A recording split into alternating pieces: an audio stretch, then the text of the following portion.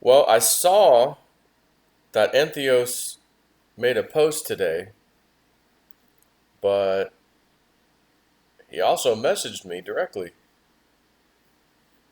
and it kind of prompted me to do this video.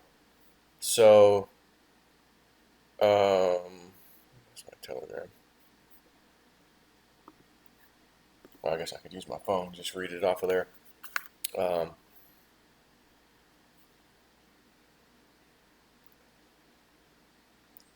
um, there's a couple parts to this. So first and foremost, he did post today. It's been quite a while. He's been silent. He's been very busy. But he said today, just FYI, this is the thing he posted publicly at 7:15 a.m., day before Christmas. When this chapter is complete, we have some remarkable stories to tell. So just quickly, does that sound like to you? We're losing. Trump's going to lose. We're losing. Um, and maybe I need to mention it because if he's just not finding, just hearing about your crash, Joe, is what he said today to me, and I'll read the rest of it in a minute. Mr. Entheos, I hope you've heard about my dream about Trump aircraft accident. Um, Maybe I should just go ahead and watch my video because I'm mentioned I had a prophetic dream about Trump going down in an aircraft.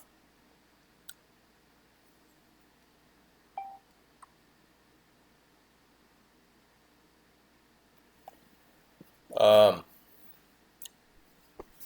in case this helps Trump prepare, and imagine if it was me, my freaking dream that got back to Trump and he made some decisions so that he won't be on board that aircraft. And I say aircraft because I'm not going to say for sure. The dream, I was in a helicopter. I was the pilot, and I do have a actual pilot's license, a rotorcraft license for helicopters because I have a little small one. Um, but anyways, I was flying the thing. It was already parked, ready. The rotors were spinning, ready to go. But a dream starts off where I'm sitting there waiting. Someone gets in the back. I look to see who it is. Oh my God, it's freaking President Trump. It's amazing. It's just me and him. We'll fly him somewhere. I don't know where, but we're gonna go somewhere. And okay, doors are closed. Let's go. Pull some collective. Let's get up, and it just rolls to the right and crashes immediately. And I'm realizing not bad enough that we're gonna die, but nonetheless, something was fishy with that. Is he okay? And all of a sudden, he's not there. And I'm going, where the hell did he go? The doors are closed. Like, he was just there. Where'd he go? And then I get, he was never on board. Wink. Oh. Oh. So whatever happens, he knew somehow in advance. Maybe he got some intel, whatever it may be. I didn't see the reasoning or anything or what happens next. I didn't get that. At least not yet. I haven't had a dream about it yet. However, there have been a couple people. Well, Joe, if spirit talks to you in your dreams, why didn't they warn you about your own crash? Come to think of it, I crashed a helicopter with Donald Trump in the back. I got that dream way before my actual plane crash. And I don't know if I mentioned it, but the day of the crash, when I was leaving New Mexico, I just was feeling uneasy about the airplane. So when I took off, I circled that airport 3 times while I was climbing. And then I got up to an altitude where I go, well, I mean, it's fine. In case I had a problem, I could just, engine died or something, I could just circle back down and land the thing. That was the point of that. But it was running fine. Everything was good. So off I went. Made it to Texas. Got some fuel. Checked the oil. Checked the fuel. Full tanks now. Let's go. And then over this interesting area, which I'm going to talk about in a minute. So anyways, When this chapter is complete, we have some remarkable stories to tell, he says. He must have been real busy if he's just now getting to hearing about my plane crash. So, hopefully he'll see this message. Because if Trump doesn't know about this yet, but now he can take some precautions, you know what I mean? And I was the effing guy on the entire face of the earth that got that dream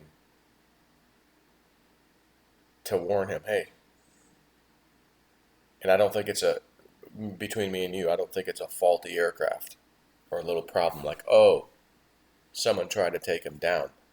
Is probably what I'm thinking, or again, someone who's working on his aircraft. Hey, it's go time. Oh yeah, I gotta check something in the underneath the aircraft and the retractable gear, and they do something. You know what I mean? Like, I don't know. But again, because it was me and Penny Kelly and JC, and she's with her looksy stuff and all that. She was like, gosh, next year to me didn't look real good. And, it sounded like to me like Penny Kelly was losing a little bit of faith in what we'll call trust the plan.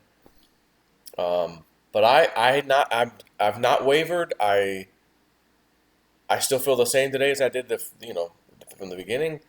And here Entheos comes out the day before Christmas to basically just say hello. And by the way, when this chapter is complete, we've got some freaking remarkable stories to tell. I can't wait. I cannot wait to hear some of this. And I wish and hope and pray one day I could meet Entheos somehow. And just hang out for a day. You know what I mean? Talk and not that I need secret info. Just you're an important person that has leaked stuff that has helped us. Has helped the truther community of patriot community. In many ways that people probably just don't even know or recognize. So anyways, he said he's been real busy. I'll read you what he wrote me in a second. But to me, he's not like, oh, listen, Joe, we got a problem. Something we, can't talk about it, but boy, we got a problem. The plan's not really going quite as it was supposed to at this point in the timeline. Thanks for all you've done. Tell everybody thanks for what they've done, but we need to start preparing for, like, that never happened. He's simply, when this chapter is complete, we have some remarkable stories to tell. And I'm like, great. Here he is, our guy. We've been waiting for him for a while. So, let me go ahead and read what he wrote to me for a minute here. Just hearing about your crash, Joe. What a miracle that you walked away like something on a Bruce Willis's Unbreakable movie. Are you a superhero and you just don't know it yet? Perhaps you should start lifting paint cans in your basement with your son just to check. Can't really say too much right now, but wanted to mention how grateful we all are that you're unharmed. Several years ago, we did an analysis of independent media and journalists to determine who to support, who to give information to, and what was the general consensus from patriotic Americans. You may or may not remember, but we mentioned to you how respected you were among a wide range of independent truth seekers and citizen journalists. Not that you were always right, none of us are, but you scored among the top out of everyone in authenticity. You, Doug Hagman, and a few others rated extremely high in that category. That says a lot about your character. People really appreciate you because you steer toward the positive outlook as well, even when you go off on the Health Ranger once in a while. You must have saw that. Remember that video? And Health Ranger was just, that son of a gun was going off about something with trust the plan, I think, or or like it was just like we lost and like it was over. I forget. I got mad. I go, that son of a bitch. Buy my supplement. Buy my supplements. The health ranger here. Buy my supplement. I was like, F you, man. Come on. Freaking loser. I was all mad. I was real mad at the guy. Come on, man. I remember that now. I kind of forgot until he just mentioned that. Never lose that joy, Joe. Never lose that optimism. And he's putting this in capital letters, joy and optimism. He's telling me, be optimistic. Don't lose that joy. Optimism, why? What should I be optimistic about? The plan has failed. No, it hasn't. Be optimistic. When this chapter is complete, we have some remarkable stories to tell. Never lose that optimism. We have to run. And again, he didn't say I. We. We have to run. Busy, busy, busy. May God bless you and your family this Christmas season, sir. Oh, and do you know the name of the road your plane went down on? Might be interesting to find out. Names can sometimes have interesting meanings. Yeah, there's a little more to that area than just the road, I'll tell you. I haven't mentioned this because I'm like, this is probably something I just need to wait until I go see it. But I'll just tell you a little bit about this interesting coincidence of the guy and his son who recovered my plane, brought it over to the nearby airport. And by the way, I did look up the road, the dirt road. It's like highway, and there's a number. And it also has a name. And the highway was 420, 420, Let's get high, 420. And the name of the road was probably just like one of the early settlers. And it was called, My Name is Joseph. The name was Joseph H. Ezell. Ezell. Reminds me of the movie Friday. Ezell! The crackhead kid. Ezell, get the hell on! I'm just going to quickly look. Meaning of the number, just in case. I didn't actually look this up. I know the one meaning of 420.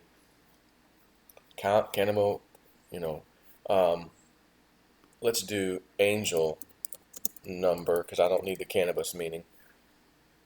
Spiritual meaning, trusting your instincts and relinquishing your doubts, worries, and fears. The main message with angel number 420 is one of personal power and growth. Trusting your instincts and relinquishing your doubts, worries, and fears. And the funny thing was, like I said, I wasn't even scared. I wasn't panicked, and I should have been. I'm telling you, I should have been scared out of my mind. My plane's going down. I have nowhere to put it down. None of these roads are going to work. Not that there was even money to choose from. They're all dirt roads. They're all tiny. They're all narrow. And they're windy. Like I can't do that. I need a pretty long. I need like nearly 2,000 feet of space to stop this plane like normally, and there ain't that much. So, that's one thing. But then I looked up, well, what about Ezell? And it's got baby names and whatever, but meaning noble, origin American, meaning noble. But that'd be, I guess, the first name, noble. And then I found like the family history of this guy who I think was in that line of Ezell, out there, and one of the guys was in the Civil War in Florida. I think it was Company F or something. Company F, Jesse Ezell, or Ezell, was in the Civil War, the 1st Regiment, Florida Infantry, Company F.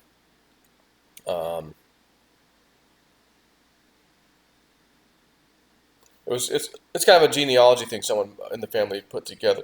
Excuse me. But I didn't really see anything like that stood out. But again, I will tell you. So I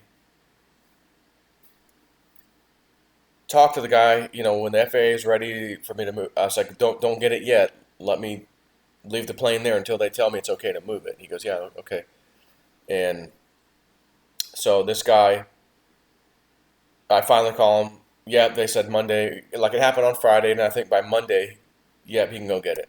And then they'll examine it more um, at the hangar where he's got it. And as a matter of fact, I think they're coming out on the after Christmas here sometime. But we'll see. So some I don't know how long went by. 3 weeks went by. My chest is still hurting. I mean, it's still recovering to this day. Like there's still little parts of my chest that are like, yeah, almost there, almost there. My hand's still a little jacked up. I can't, again, can't really wiggle the thumb too much, but that's more than I could before, and it's slowly getting better. So, anyways, I'm like, I had my little Segway thing in the back seat that was seat belted in. I want to go get that. It's kind of expensive. I believe it's still intact. It's not broken. And like a little tool bag I had in the back and a couple things. So I'm going to call this guy. Hey, can I come out there? Yeah, yeah, I'll meet you over there. What time are you going to be here? All right. So I never saw the guy yet. So I go over there and um, I get my stuff, just a few things, and we're talking, and I'm just like getting that feeling. Tell him what you're doing in New Mexico. Tell him at least some of your story. And to be honest with you, and again, you're not supposed to judge a book by its cover, right? But I don't know, I just never would have in a million years expected this guy to be into some of that stuff that I'm into, treasure hunting and ancient things, trying to find stuff. And he's into it, him and his son. And he goes, okay, we got something we want to tell you. But go finish your story. This is interesting. Okay, so I'm telling him more. He said, you get stuff in your dreams, huh? I go, yeah. Even helped me out in New Mexico recently. I got a compass heading that may help us in a certain way. So I go, yeah. I got a dream about that, and it was interesting. So he goes, well, me and my son get dreams, and we've helped law enforcement even with some of our information up here, and like just missing persons or something, whatever it was. And he goes, we get stuff. And it's him and his son are sitting right there. His son's younger than I am, but he's looked like maybe he was in his 20s. Um, but I can tell they're really interested in hearing me talk about my treasure hunting story, the main one, like the main story, which is incredible, the spiritual aspect and all this stuff that happened, but all of it. So he says to me, I'll bet you, a dime a dozen or whatever, something, that your plane went down. You crossed over an area that we found what we think is some biblical relics still sitting there. And I'm like, come again? He goes, we think we found a biblical site in Florida. And I think I need to take you out there. I think I need to show you, the area. He goes, but I'll bet you, your plane went down, almost like the Bermuda Triangle thing. He goes, because we've had some weird things in that area. I'm just going to tell you. He goes, so I looked at my flight path and where he was showing me, like on a map roughly. I'm like, yeah, I think I did go right by there, as a matter of fact. He goes, yep, wouldn't doubt it one bit. So Cliff High had already messaged me a little while back, not long, maybe a month prior, and maybe a little more than a month.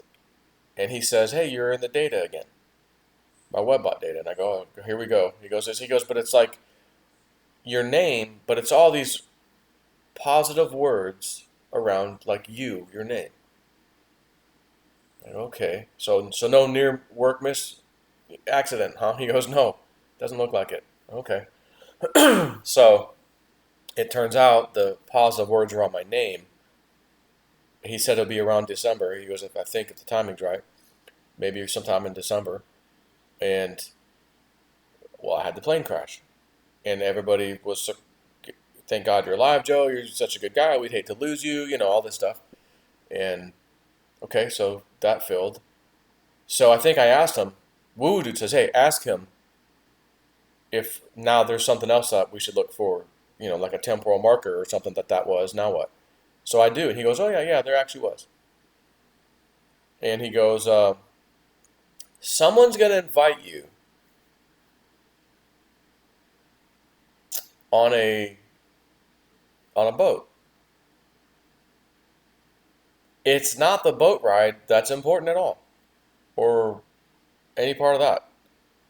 It's who you meet on this boat ride trip, and maybe what you do or something, but not the boat itself. Like not the boat or the boat ride itself, but like where you go to, or or the people you meet, like both.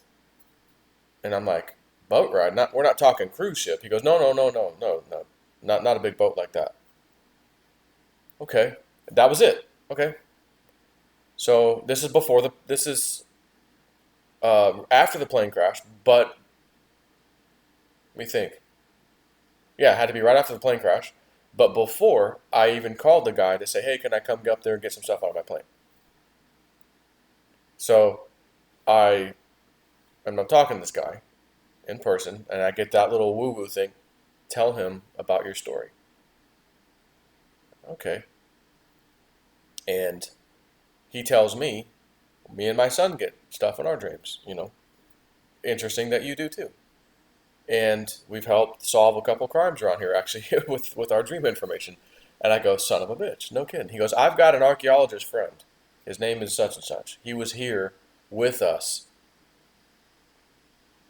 And I'll just say, because I don't want to say too much, there was some other people with them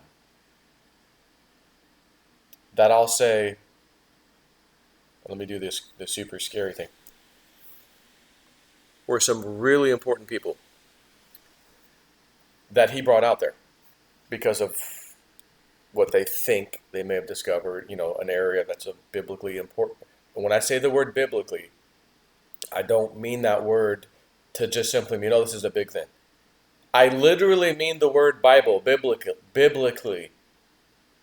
And it doesn't make sense with the state of Florida. Well, state of Florida, what the... Yeah, just hang on. And some of those people were telling him, oh, well, did you know this about that in the Bible? No. Well, did you know this about Florida? No, I didn't know that. Oh, yeah, well, they're like hinting at him so that he gets it. And he's going, oh my God, I think we really, really are on a very important.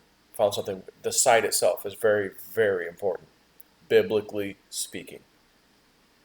Has to do with stuff in the Bible. And he says, I need to take you out there. I need, and it's hard to get to, okay? And I said, okay. He goes, but we have a special kind of boat that can do it. Okay. And he told me of some of the things he found. He showed me a few pictures of like just stuff, little artifacts and things, if you will, just laid, just everywhere, just all over the place, just laying there, waiting to be found. Just unbelievable. And so he's inviting me on the boat. And he goes, man, do you mind? No, we didn't set a date yet.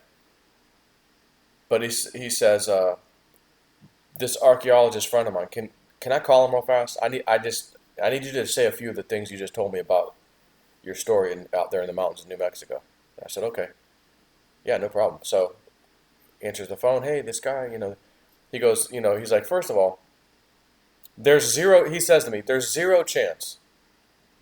Him and his son, they're like, yeah, zero chance that you accidentally crashed over here and we recovered this and now you and my son are all meeting and having this conversation. You believe in coincidences? I said, absolutely not. Not a chance in hell. The reason why I was telling you my story to begin with is I was sitting here and I get this, tell him your story, tell him your story. Start talking to him about it. And I said, I don't normally just start telling people this story because it's kind of private and, don't really just mention what I'm doing precisely, while I'm exploring in some of these places out in New Mexico. But, it's not something I just do. But felt pressured right now to tell you guys.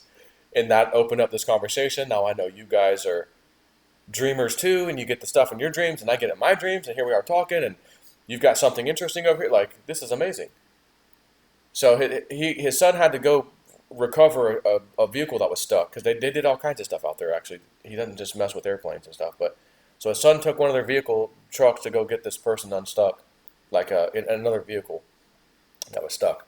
So me and him continue talking, and I'm sitting there, and he's showing me some pictures and stuff, and I'm showing him some stuff on my phone, and then it hits me. Oh my God, I gotta tell you something else. This friend of mine, Cliff High, he's got this thing called the Webbot. Try to explain it real quick. He told me after the crash, there's another thing that's going to happen. It's very important. Really important.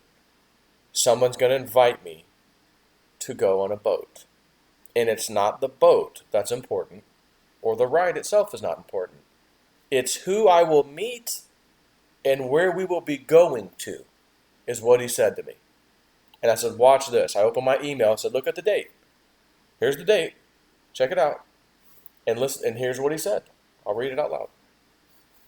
And it just, me and him are like, there's no way this is all by chance. I said, I know, I'm with you. I'll go, I'm not exactly ready to go on a boat right now because I'm hurting still. And I don't want to be bouncing around, that's for sure. But I really want to go. And when a little bit, a little later, if and when you're ready, don't forget me. Please reach back out to me, man. I like this is I've got to do this now. I have to go be a part of this. And he goes, I want to bring you. He goes, this is good. So yeah, we'll figure it out. In the near future, we'll see if we can get out there. After all healed up and stuff. I said, okay, great. So I left, and I'm like, there ain't no way that just happened. So Cliff sends me a message just a few days ago, and I think JC and the guys were on it, maybe Bix, and he says something to me, like, yeah, well, I'd have to go pull it up, but it doesn't really matter, that like the date, but it was like it's next year, and again, his timing could be off anyways. You know how that Webbot is, but he's like, yeah, well, we have something, because we were talking about something else. He goes, well, yeah, but excuse me. It says something like, yeah, well, Joe has to get filthy rich, and what was the other thing? Joe has to get filthy rich, and extremely important, so important that he has to start wearing wigs when he goes out because the people recognize him everywhere he goes, and it just gets a little too much overwhelming. So he starts wearing a wig. He goes, I think I'm going to like the silver haired, the silver older style hair one better. And we're like, what the fuck are you talking about? What, are you messing with me? Or what? I said, are you pulling this out of your ass? Are you messing with me or what? He goes, no. He goes, no, it's the next part of this data that you're in. And he says something like, there's one thing here that's like, something, or you now are aware of something, or you now know something, and the word is like, I can't keep this a secret any longer. I have to say something or tell show somebody, or not necessarily show, tell what it is. I don't know, something like that. He goes, that's all I got. So it's making me go, I think I'm going on a boat ride. I know I'm going on a boat ride, just a matter of when. With my hand and everything, if I got to hold on to stuff, I'm still, my thumb, I don't think I'm ready for that yet. I could left-hand it and leave my right hand, and I probably could be okay for a little bit, but even, we went to SeaWorld Friday with the kids and everybody, the whole family, and even I brought my little electric wheelchair that I've had all these years for my foot problem when I needed it. And whenever we go on a big thing like that, a theme park or something, I just bring it because I can't walk for hours with I will probably aggravate the foot. There's a high chance I will, and then I'll be in pain for a few days and that sort of thing. So we brought the chair, and but even just recently, walking not too far or standing up, I took Ian somewhere, and I was like, man, my lower back's getting a little sore, because it's all this stuff is still healing, and it's like, whoa, okay, it didn't really hurt until I started noticing me standing for a little too long. Okay, let me sit down and rest a bit. So again, I'm like, yeah, I'm not ready for that. So a boat ride right now, man, probably not. So I did call the guy one more time recently. Man, jeez, where's the mute button, right? Hang on.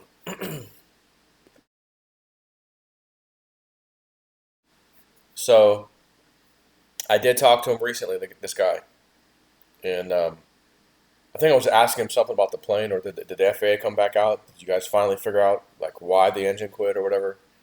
And not yet. But he said, by the way, talk to my archaeologist friend. We want to come see you. We want to talk to you again, and we were thinking of making the drive down there to come see you.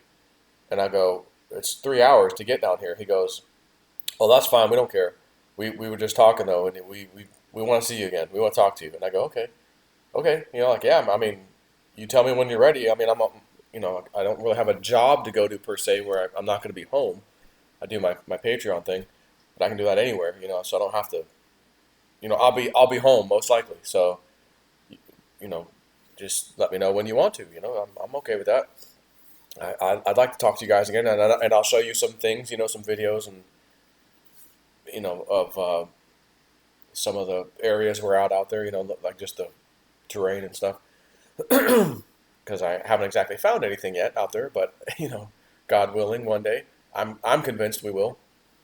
Because the signs and symbols I've seen out there where we're at, it's like they were here hiding stuff. The Spanish, the church, somebody a long time ago. So we want to get in and look around. So, anyways, that's kind of the story. Little bit of a long video here, but I'm happy to see Entheos is posting again. I'm honored that he, hey Joe, I heard about your plane crash. Just now hearing about it. So he was busy. They were busy because he must have been offline and doing like offline, because I talked about it a few times. I post, and he's like, oh, just now hearing this. So somebody must have got that in front of him. When he came back to being able to post on the internet, he must have been in some serious, secret underground military base or somewhere. Shit. So, and again, I remember one of the last things I was like, Entheos, one of my last videos before he kind of went quiet, I think. And I was like, he does see my stuff every now and then, he said that to me.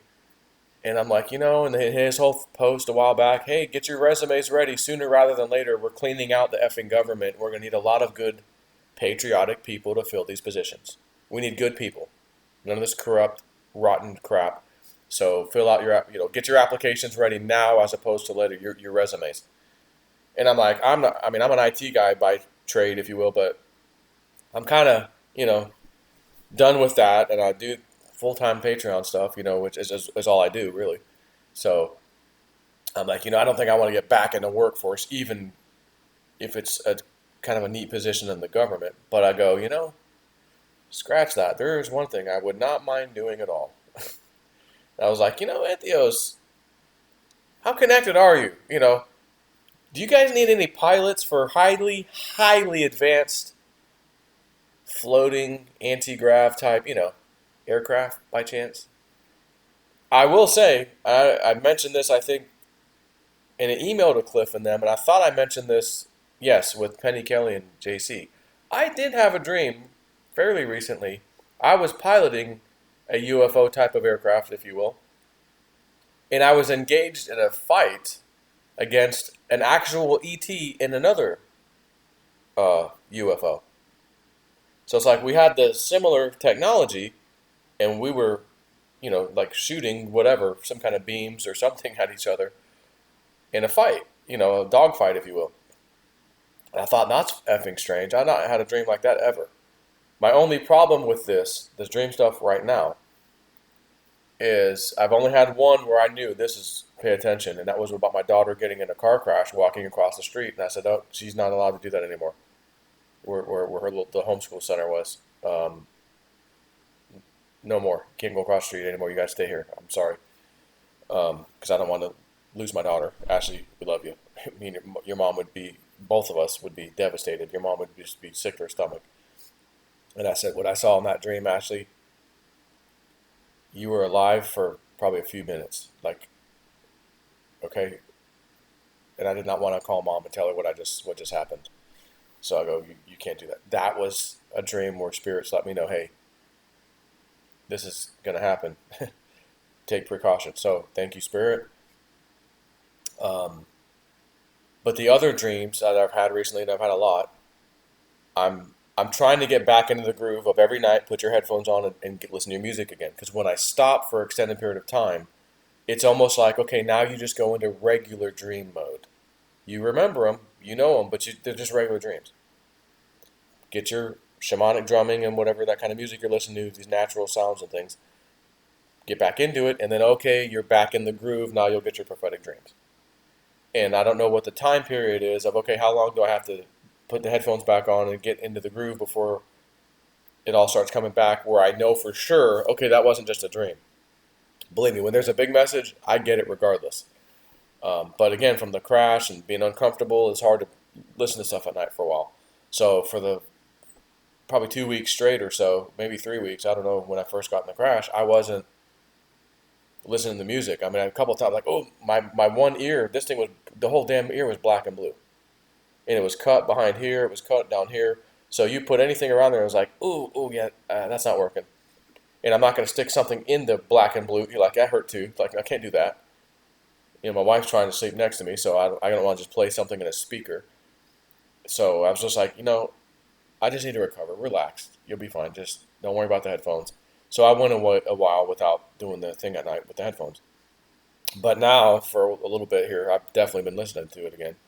And, so anyways, I just wanted to mention that. It's kind of interesting. It's like, I think that's what that music does when you listen to it at night, before bed, or while you're trying to go to bed.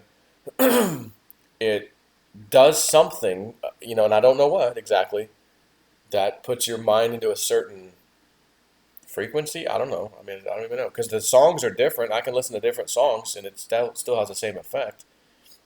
And they're not music like, oh, it's Guns N' Roses. Although I think Julianne, or one of them, had told me, yeah, you could actually do that, even if, even the regular music that you like. But Woo Dude's like, well, I think you should really stick to, like, you need to listen to like shamanic drumming. And then he changed it one time. He goes, they're telling me now you can listen to like nature sounds, rainforest, water, rain, stream running. He goes, you can start listening to that now if you'd like, and it will do the same. And I go, okay. So I did, and yeah, I still got the dreams. So I basically I have a bunch of different things I could listen to now. It doesn't really matter that I just feel like, what do I want to listen to tonight? All right, I'll do that one. And so that's what I do. But I'm glad Entheos is back. Made that quick message, and I'm thankful he acknowledged my crash and wished me well and everything, and reminded me you are authentic as can be, just like Hagman and whatnot. And I remember I was on the Hagman and Hagman show, because it was him and his son, long time ago, and they invited me on, and we talked about maybe 9/11-ish things or something. It was years ago, and I remember they're nice guys, him and his son, the father and the son. I don't know if I haven't. I hate to say it, but I haven't been listening to them for a long time, and I have no reason to say why I did it. These are good guys, But maybe I just went off on my own thing, and trying to quiet the noise of everybody else. And now I'm getting these dreams, so let me just focus on that, because I don't want this outside influence on me, of anything messing with maybe the information I get. That's what a lot of psychics say they don't want to do, and I respect that. And maybe that's, I'll just say this because Penny Kelly, didn't sound too, hopeful in our interview. Um, but she did say, but I listened to this and I was listening to that, and all of that information, like she said, all this information came in. So she goes, it would front load me if I went and tried to focus on that now. So I'm going, well, maybe that's part of why she's kind of having a more negative outlook, if you will, of what she's seeing coming, as opposed to, for example, me, where I'm just going, no, yeah, there's gonna be some stuff coming, but I'm going, I think the plan is still in play, and I think we should trust the plan, and I think it's gonna happen. And then Entheos makes that comment today about, boy, when this part's over, we got some interesting stories to tell you guys. And again, I'd love for the son of a gun to knock on my door and just show up. Hey, Joe, you know. But can you imagine him and his team, which he always says it's a we, not a I. They're doing serious work. Hey, yeah, get out of the way, bitches. We're doing patriotic shit. All right, move out of the way. And they are. You think he or they could risk? Hey, let's go, take a vacation to Joe's house for a day. Just knock on the door and surprise his sorry ass. No. They can't. They're probably locked down in a way that's unbelievable, and knowingly so.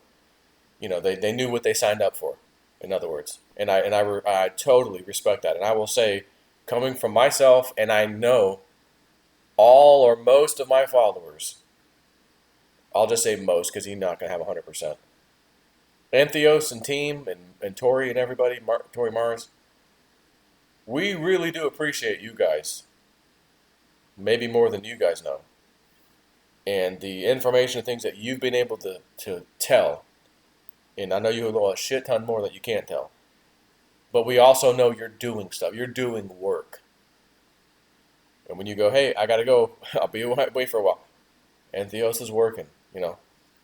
Like Dr. Evil and Scotty. Scotty, Daddy's working. Daddy's working, Scott. you and Theos is working, Joe. He can't come by your house, Scott.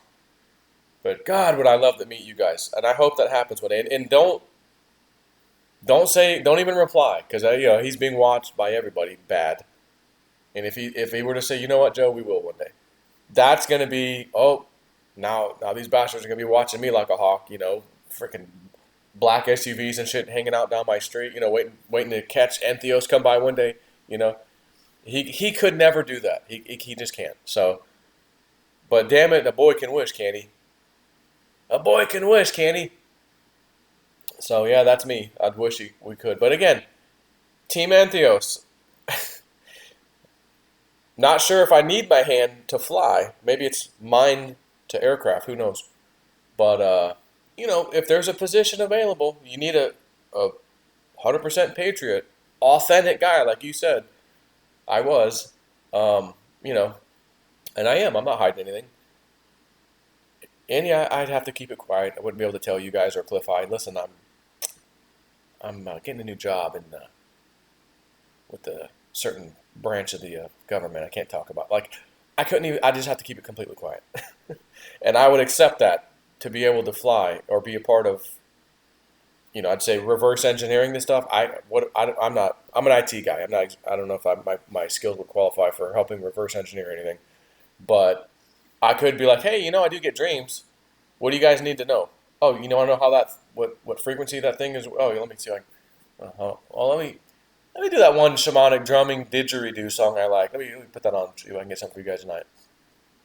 And get some answers. Because I've been able to go to bed at night sometimes and ask a very specific question and get an answer.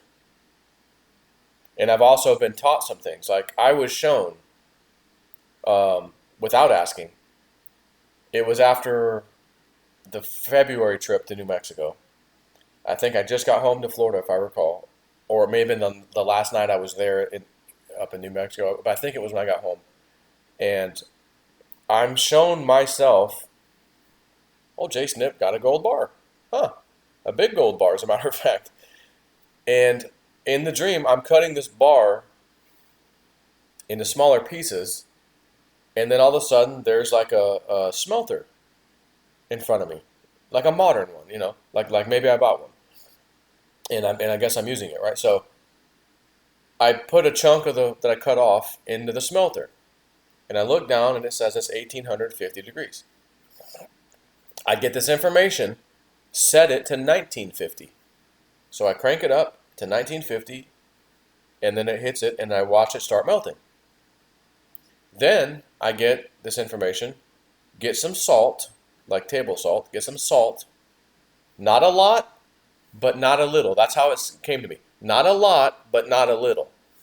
And sprinkle that inside that molten gold bar chunk you just put in there. So I sprinkle it in there. And then I wake up. And I go, what in the hell was that? I'm like, I gotta go look this up. What temperature does gold melt at? I don't even know. You know? So I look it up. Oh my God, 1940, I think if I recall, 1947 degrees. Something like that. And I go, they told me to take it from 1850 to 1950. You gotta be kidding me. So I go, okay, interesting. I can't wait to hear about sprinkling salt in molten gold while smelting. What the hell is that? So I searched for that online. Comes right up. You can, you can add this, or salt, and it will help remove impurities, making the gold more pure. I said to myself, I know I did not just read that. There's no way. I was literally taught something while I was effing sleeping in a dream. I literally learned something that I never knew. I've never had a reason to even look at what gold melts out because I haven't found shit. So, figured I'd cross that bridge when I got there. And they're showing me, number one, you have a gold bar. You're cutting it into pieces because it won't fit. You got to put it in there. Why would I be doing that? And I'm like, maybe I'm going to get lucky one day. Maybe. You know. Another possibility, if I'm not qualified to be flying highly advanced vehicles, Joe, we'd like to, even if it's not work for the government as a government employee, maybe as a third party contractor, hey, start a company. We will hire you and your team, and we'll pay you, of course, government, for the contract. And we want you to go around exploring like you're doing in different ways in different areas.